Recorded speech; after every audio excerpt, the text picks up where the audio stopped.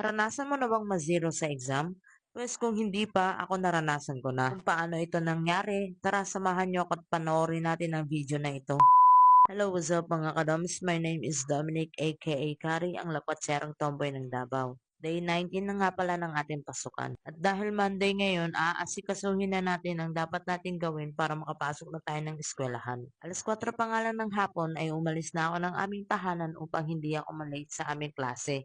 Pero ang nangyari, magpo-4:30 na lang ay hindi pa rin ako nakakasakay ng motor dito sa kalsada. Kaya ang resulta ay na-late ako. So since late na ako at wala na akong magagawa, dumaan na lang ako dito sa 7-Eleven para bumili ng pagkain dahil nagugutom na ako sa kakaantay ng motor sa kalsada. Pagkatapos kong bumili ay agad na akong dumiretso sa lancha para makasakay na ng lancha papuntang Samal Island. 5:15 PM nga ay nakarating na ako ng aming eskwelahan. Muntikan ko pang mamiss ang first subject kanina. Buti na lang walang ginawang explanation si ma'am at wala siyang pinapasulat sa amin. Pero kaso bigla siyang nag-exam at yun ang hindi ko napaghandaan. Actually, nung nakaraang linggo pa sinabi sa amin na mag-e-exam siya ngayon, nakapag-study naman ako, ang kaso nga lang hindi ko na double check dahil nakafocus ako sa aming research subject. Kaya ang nangyari sa personal development ay 13 puntos lamang ang aking nakuha. So, paano po mga kadoms? Hanggang dito na lang muna ako at yun lang muna. Maraming salamat po. Bye! Mwah!